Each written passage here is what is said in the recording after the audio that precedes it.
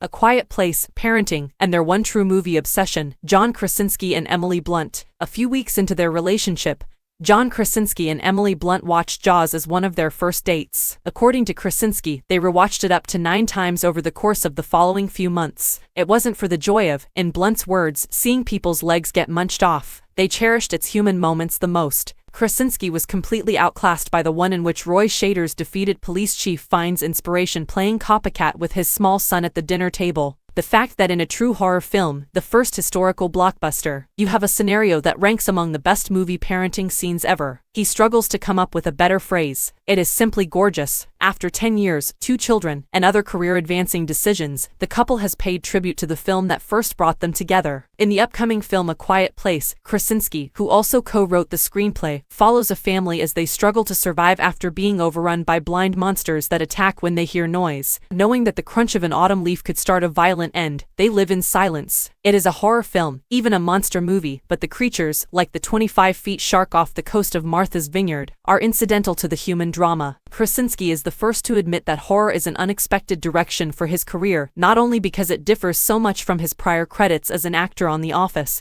and a director of dramedies, but also because he long considered himself a proud, card-carrying member of the Too Scared to See Horror Movies Club. Nobody, he claims, looks at his name and immediately thinks, that guy, I want to see a horror movie from him. Blunt, on the other hand, sat watching Scream in terror and decided never to put myself through something like that again. However, this tale struck a chord with both of them on a visceral level as it served as a metaphor for the profound dread that comes with being a parent. When Krasinski saw an early manuscript, their second daughter was only 3 weeks old. He remembers, I was like a wide-open nerve. Do I qualify to be her father? Why do you have all these worries about keeping her safe? He also realized that his lack of experience with horror might work to his advantage. He spent a year catching up on the classics he had long since forgotten, paying less heed to genre norms and more attention to what emotionally affected him. I was my own test audience, he claims. Blunt too experienced to pull right away. She explains, to live out my darkest fears as a mother of 2 young children. It sounds like a bizarre appeal. But for me, this was a very personal matter. It's almost too personal. Krasinski believed that Blunt would only accept the part as a favor since he couldn't imagine anyone else playing the part. Blunt wanted to participate as well, but she didn't want their marriage to dominate the movie. Although they had never previously shared a screen together, the two provided the voices for the same animated film and both had brief appearances in a 2011 Muppets film. She recalls that everyone was like, you're gonna be divorced by the end. In reality, we're nearer. From a professional sense, Krasinski was ecstatic to cast Blunt because he realized what a tremendous coup it is in the current industry. Blunt's next major part is Mary Poppins in the Disney sequel, which is due on Christmas, not to mention everything I made her go through for the film.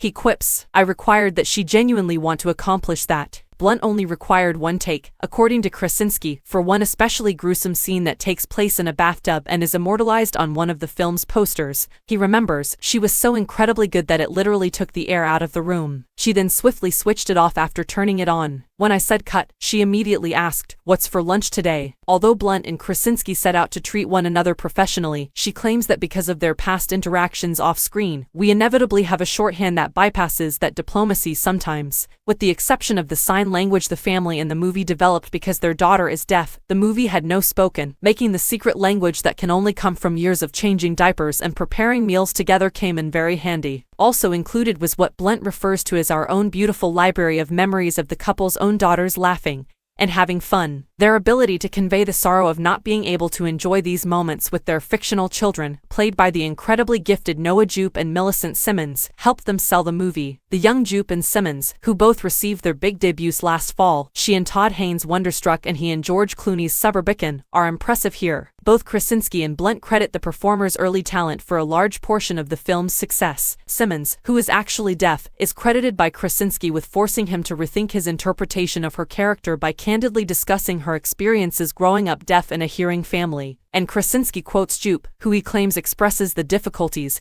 and advantages of filming without speech more effectively than he does, while talking about them. You had nowhere to hide, the budding actor informed him. The saying goes, when you can't say it, you have to be it. The sound design included attention to detail, and Krasinski acknowledges that he would still be working on it if it weren't for production deadlines. I'd be through the looking glass, down the rabbit hole, and insane. Audiences won't notice many of the concepts he developed with the film's sound designers. For instance, you can hear crickets fluttering but not chirping since the monsters would attack if they did. Krasinski doesn't care that nearly no one watching the movie will see this, he finds it amusing just to know it's there. Krasinski finds the honest portrayal of his attitudes toward fatherhood in the movie to be the source of greatest satisfaction, notwithstanding how satisfying the technical components of filmmaking were. My character thought that if he could keep his children near to him physically, he could safeguard them for all time. I feel that way about my children. The longer they are close by, the more I can do to safeguard them, he says. You understand that not only is that not conceivable, but it's also unfair. They must experience the world on their own if you want them to be the best humans they can be. It might be the top horror film of the year so far. Krasinski, though, refers to it as a love letter to my kids. At its South by Southwest debut in March, A Quiet Place received a thunderous reception,